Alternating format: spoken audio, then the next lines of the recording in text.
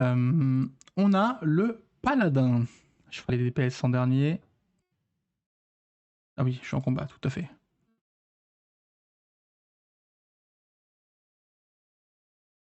Tac. Donc le paladin aujourd'hui, alors pareil, j'ai pas tout expliqué, le but c'est pas de faire un guide du paladin.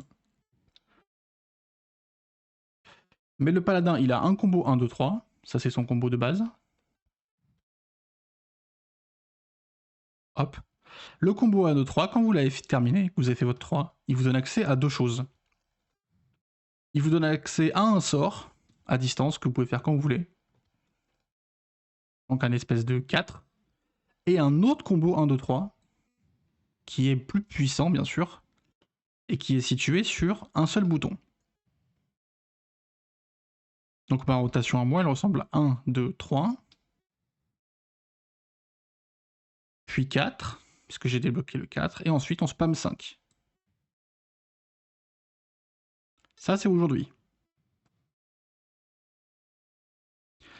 Et en burst, on a un combo magique, qui est essentiellement sur un seul bouton. À tout ça, on rajoute un petit peu d'orge et CD par-ci par-là, et tout le taf de tank évidemment, avec les CD à mettre, les mitigues, etc. Pas très compliqué, mais quand même beaucoup trop de boutons comparé à ce qu'on a, enfin ce que veut faire Square Enix quoi. Donc le paladin, qu'est-ce qu'on a en mode évolution maintenant? Hop, il faut juste que je retrouve. Tac, parfait. Que je retrouve ma fenêtre.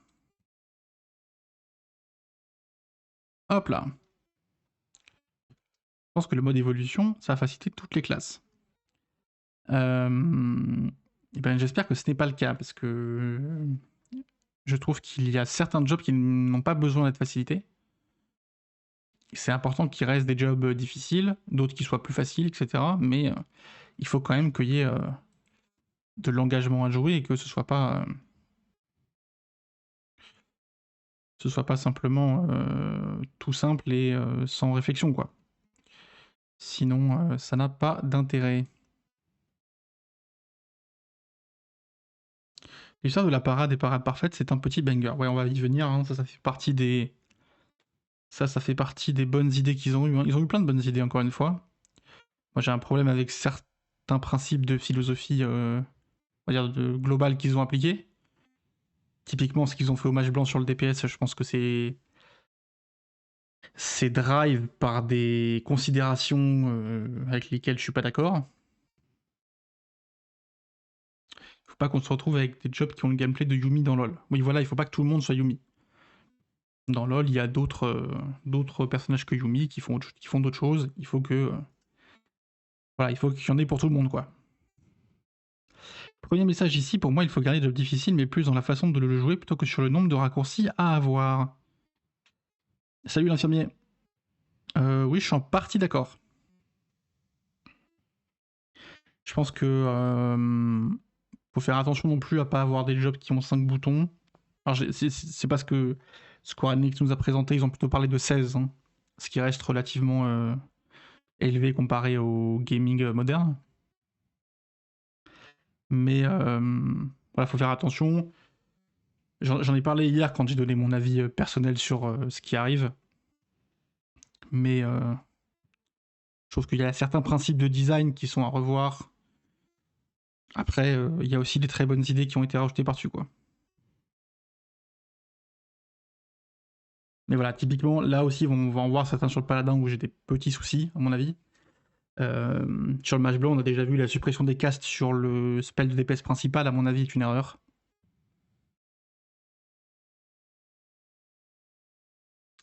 Donc on a la jauge d'honneur. Donc c'est une jauge avec 2 charges, et la charge prend 40 secondes à se remplir. Donc c'est pas lié à des actions que vous faites, c'est si vous êtes en combat, ça monte. Un peu comme les fleurs du match blanc aujourd'hui, etc., etc. Donc c'est plus lié à l'auto-attaque, comme ça l'est aujourd'hui. Vous savez que, peut-être que vous savez pas, mais le paladin aujourd'hui, il a une jauge qui monte à l'auto-attaque. Chaque auto-attaque, on gagne 5. Ce qui est un fonctionnement un peu étrange, il faut avouer. Là maintenant, ce sera juste le temps que vous avez passé en combat. Si vous avez passé 40 secondes en combat, vous avez une charge de jauge d'honneur et vous pouvez monter jusqu'à 2 charges. Quand vous avez une charge, vous pouvez utiliser Imperator, qui est un GCD, et qui vous coûte une charge. Ça vous donne accès au combo magique un peu qu'on connaît aujourd'hui en version raccourcie. Qui vous permet de taper, quoi. Donc j'imagine que c'est un fonctionnement qui ressemble beaucoup à ce qu'on a aujourd'hui quand le paladin est en burst, que ça peut se faire à distance, que, enfin voilà, je pense que ça garde un peu les mêmes forces. Simplement, ce sera un peu plus facile à... Enfin, vous pourrez un peu plus choisir quand le mettre, parce que ce ne sera pas toutes les minutes. Ce sera quand vous voudrez, puisque la jauge pouvant monter jusqu'à 2 charges, vous pouvez garder une charge en banque pendant un moment, afin de la dépenser quand ça vous arrange. Et puisqu'on a, vous le savez, une suppression des red buffs, vous n'aurez pas à vous aligner avec vos alliés. Donc ce sera à votre discrétion de choisir quand utiliser votre combo magique pour casser l'uptime ou pour faire autre chose.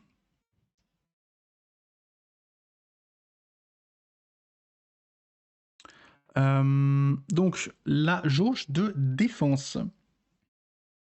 Donc un peu le même principe, une jauge qui monte sur le temps que vous passez en combat, qui peut monter jusqu'à 2 charges, c'est pareil. La différence c'est que ça prend juste 20 secondes de la remplir au lieu de 40. Donc elle se remplit beaucoup plus vite, parce que c'est la jauge de défense, hein, vous êtes paladin, vous êtes main tank, on l'a vu. Hein. Vous êtes là pour tanker. Cette jauge, quand vous avez une charge, elle vous permet d'utiliser Shiltron Sacré, donc qui est un peu la mythique qu'on a déjà aujourd'hui dans le jeu. Exactement comme aujourd'hui, ça vous donne 8 secondes de mythique, et les 4 premières secondes de la mythique sont plus fortes. Donc, dans l'idéal, vous voulez plutôt être tapé dans les 4 premières secondes. C'est déjà un fonctionnement qu'on a aujourd'hui dans le jeu. Et qui est très bien parce que ça donne un intérêt à les mythiques au dernier moment. Dans mes souvenirs, toutes les jeux montrées, ça arrête. Ça fait comme le BLM, apparemment le jeu continue de charger une fois de stack atteint, donc on pourrait encore plus tempo. Hello, ça va ici. Salut Zelkis. Je sais pas, maintenant j'imagine qu'il y a quand même un cap, sinon ça n'a pas trop d'intérêt.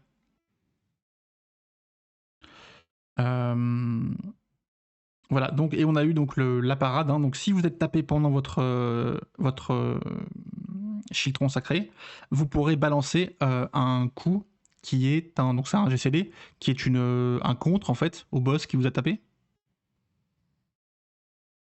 Et si vous l'avez vraiment bien fait, donc dans les 4 secondes qui précèdent l'attaque, vous avez une contre-attaque encore plus forte.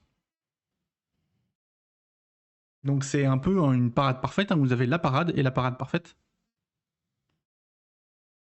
Bon, évidemment, le principe est excellent. Évidemment, vous l'avez vu dans Clair Obscur, vous l'avez vu dans beaucoup de jeux From Software, vous l'avez vu dans plein de jeux depuis 10 ans. C'est un principe qui marche très bien. Ça incite les joueurs à prendre des risques et à potentiellement se rater. Puisque si vous voulez mettre votre mythique au dernier moment, vous allez peut-être la mettre trop tard. Et vous prendre le TB ou le coup sans mythique et mourir. Et ça, c'est excellent, c'est exactement ça qu'on veut. On veut de la prise de risque, on veut que ce soit possible de se rater, que les échecs aient des conséquences, et puis qu'on puisse un peu s'améliorer, quoi. Donc c'est vraiment très bien. Les 4 secondes sont peut-être un peu généreuses pour une parade parfaite. Alors évidemment, je ne demande pas un timing à la Dark Souls. Ça n'aurait pas de sens dans un jeu comme Final Fantasy. Mais 4 secondes, c'est peut-être un petit peu généreux. Ça va peut-être permettre de faire un petit peu trop facilement des parades parfaites sans se mettre en danger. Mais on verra quand on aura le jeu en main à quel point ça passe bien ou quoi avec, vous savez, les snapshots, les serveurs et tout ce qu'il y a dans FS14. 1,5 secondes, c'était parfait. Ouais, peut-être un peu dur, mais ouais, je vois ce que tu veux dire. Donc ça, c'est pour le paladin. Excellente idée sur ce contre. Je pense que c'est vraiment très bien. C'est vraiment partie des choses qui sont cool. pour le combo de base. Donc aujourd'hui, on a un combo 1, 2, 3 chez le paladin. Ce combo est fusionné sur une seule touche. Donc il existe toujours exactement de la même façon, mais il est fusionné sur une touche. Merci beaucoup pour les séries de stream. Soit dit soit nous, Valmu. Merci beaucoup pour votre fidélité.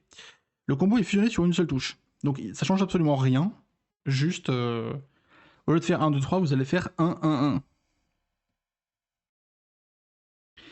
Alors j'ai expliqué hier pourquoi je pensais que c'était... Non mais Moon, toi je compte même plus. Toi t'as 200 streams. Mais Moon, elle a plus de séries de streams que tous les autres viewers réunis. On n'en peut plus en fait.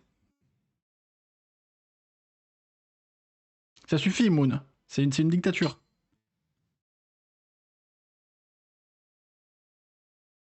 Donc pour reprendre mon propos, le problème que j'ai avec le fait de fusionner les combos, je comprends que ça permet de réduire le nombre de boutons, etc. etc. J'ai bien compris la problématique. Mais le souci, c'est que, et on va remettre le jeu pour parler de ça.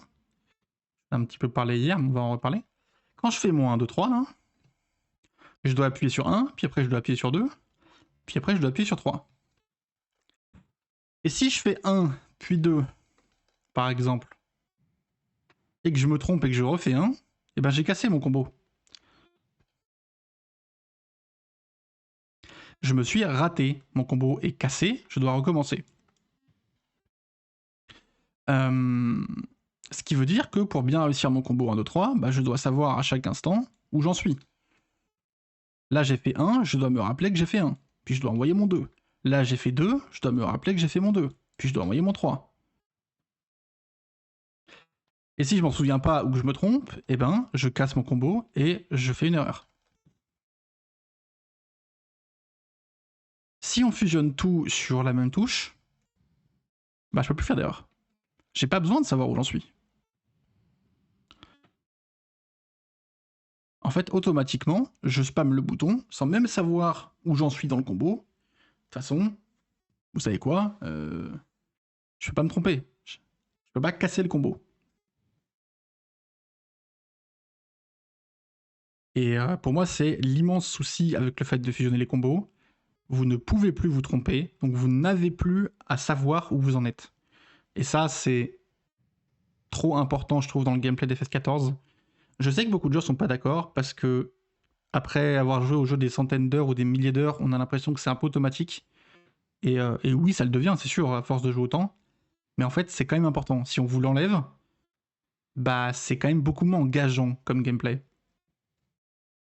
Demandez au healer qui spam 1 sans arrêt, vous allez voir que c'est moins sympathique quand même que même un combo 1, 2, 3 aussi basique soit-il, quoi. Donc ça pour moi c'est pas une bonne idée, même si bah évidemment pour réduire le nombre de boutons, il faut bien les idées, quoi.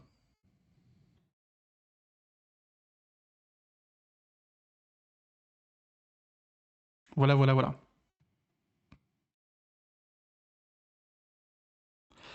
Vous avez toujours votre esprit saint qui s'appelle maintenant Justice Divine. Et donc qui sert à faire 2 choses maintenant. Ça c'est une excellente idée, je trouve. Quand vous visitez un ennemi, c'est l'Esprit Saint, comme avant. C'est un spell de dégâts. Vous castez votre Esprit Saint, vous tapez. C'est pas précisé si vous avez un Esprit Saint instant offert et buffé après le combo 1, 2, 3. Donc j'imagine que ça n'est plus le cas. Aujourd'hui, quand vous finissez votre combo 1, 2, 3, vous avez un Esprit Saint qui vous est offert et qui est buffé. A priori, ça ne sera plus le cas. Mais vous pourrez toujours faire un Esprit Saint en castant votre Esprit Saint. Hop, pardon, tac. Petit retour Windows. Hop. Ok. Par contre, si vous sélectionnez un allié ou vous-même, le sort devient la clémence. Vous allez caster et ça va vous heal, comme la clémence du paladin actuel qui est un sort de GCD qui permet de heal. Et ça, c'est très bien. Ça, je pense que c'est une excellente idée pour fusionner 2 boutons en un. Il n'y a quasiment pas de défaut. La seule différence, c'est qu'un paladin qui sélectionne le boss ne pourra plus se clémence. Hein, aujourd'hui, si vous avez le boss en sélection et que vous cliquez sur clémence, bah ça fait une clémence et ça vous heal vous. Puisque comme vous avez le boss en sélection, le jeu considère que si vous envoyez un heal, c'est pour vous-même. Avec ce nouveau système, si vous avez le boss en sélection, bah c'est pas une clémence, c'est justice divine. Même avec une macro. Bah alors, avec une macro aussi sûrement, mais dans ce cas-là, c'est... enfin, t'as deux boutons différents, quoi. Donc t'as le système d'avant, en fait.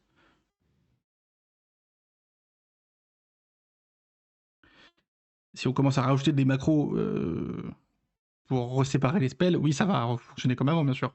Mais du coup, on a plus de sorts, quoi.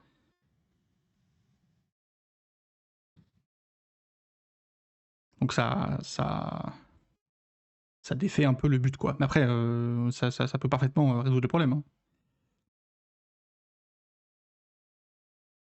Et il me semble que ça se joue avec ça, voilà. Quand vous avez fait l'Imperator, donc avec votre jauge d'honneur, vous avez le buff qui permet de faire le Confiteor avec la justice divine. Comme un peu aujourd'hui, vous avez votre combo magique et vous avez le Confiteor à un moment. Ce sera l'Esprit Saint qui devient le Confiteor. Enfin, on a ce truc-là, là, qui est un hors GCD et qui va changer suivant le combo que vous terminez avant. Si vous avez terminé votre combo de base, ça devient expiation. Donc avant, c'était un hors GCD qui était là toutes les 30 secondes. Maintenant, c'est plus le cas. Juste à chaque fois que vous terminez votre combo de base, bah, ça vous donne un petit hors GCD à faire. Donc vous faites 1, 1, hors GCD, 1, 1, 1, hors GCD, 1, 1, 1, hors GCD. Et vous avez, il se transforme en lame d'honneur quand vous avez terminé votre combo de burst, en gros, votre combo des lames là, qui est le combo magique du burst.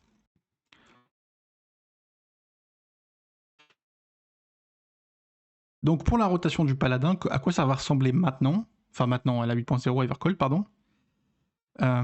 Vous aurez votre combo de base 1, 2, 3, enfin 1, 1, pardon, du coup, qui vous donne accès à un hors GCD chaque fois que vous le terminez. Donc ça voilà, ça c'est votre rota de base. Vous faites 1, 1, 1 hors GCD, 1, 1, 1 hors GCD. Et ça va tourner comme ça. Et puis, toutes les 40 secondes, vous pourrez envoyer un burst, donc avec le combo du burst, qui est l'équivalent du combo magique aujourd'hui, qui vous donne 3 GCD à faire, le Confiteor en plus, et un hors GCD, la lame de l'honneur. Mais, contrairement à aujourd'hui où c'est toutes les minutes et c'est très cadré, ce sera à votre discrétion, quoi. C'est vous qui choisissez quand vous envoyez vos bursts. Faut juste pas overcap, donc il faudra envoyer avant que la jauge soit pleine, mais vous envoyez quand vous voulez. Donc beaucoup plus de liberté dans le gameplay, comme le disait Square Enix, hein, c'est leur but, vous donner la possibilité de faire les rotations que vous voulez. Là pour le coup, effectivement, vous mettez vos bursts quand vous voulez. Comme il n'y a plus de red buff en plus, bon bah il n'y a plus à se signer avec les potes, donc vous faites vraiment comme ça vous chante. Bon, qu'est-ce que j'en pense du coup de cette rotation DPS? Donc je l'ai dit hein, sur la défense, hein, je suis très content, vraiment c'est excellent. Je pense que c'est une très bonne idée. Sur la rotation DPS, le paladin a déjà une des rotations qui est une des plus faciles. J'ai l'impression que celle-là l'est encore un peu plus, il y a un peu moins de choses à faire, il y a un peu moins d'ORGCD à traquer, il y a un peu moins de ce genre de choses à faire. Le combo est fusionné sur un bouton et ça, comme je l'ai dit, je suis pas un grand fan du principe. Bon. Donc la rotation DPS me paraît légèrement moins intéressante. J'aime bien le fait qu'on va pouvoir choisir nos timings de burst, parce que ça va permettre aux paladins de casser l'uptime quand ils en ont envie et de pouvoir un peu plus se gérer. En revanche, ça me fait peur sur à quel point ça va être fort, parce que j'ai l'impression qu'il a aucun défaut, quoi.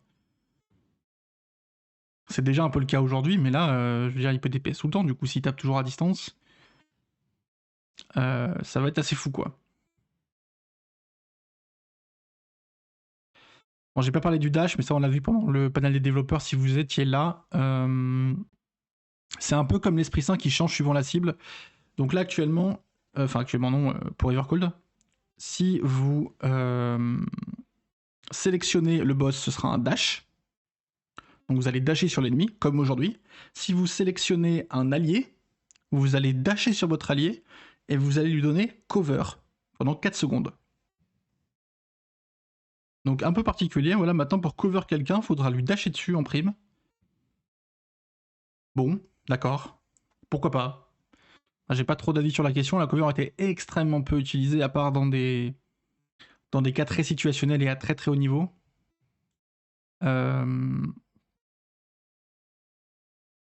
On verra ce que ça donne. Honnêtement, là, j'ai un peu de mal à juger comme ça, à vide. Globalement, je suis assez fan de cette idée de changer l'effet des spells selon la cible. Je pense que c'est une manière intelligente de combiner des boutons sans avoir l'impression de réduire le skill cap. Parce qu'en fait, il faut quand même bien sélectionner la bonne cible à chaque fois pour que le spell fasse ce qu'on veut qu'il fasse, quoi. Je suis beaucoup plus fan de cette idée que de la fusion des combos, quoi, typiquement. Qui me semble un peu plus ennuyeuse.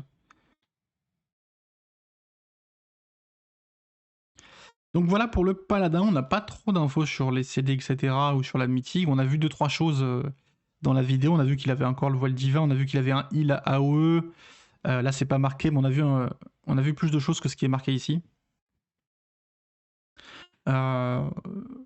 Ce qui me fait un peu peur, c'est que j'ai l'impression qu'il a tout, quoi. Il est trop fort, j'ai l'impression. On verra après, mais... On verra en jeu, mais j'ai vraiment l'impression qu'il est crack broken.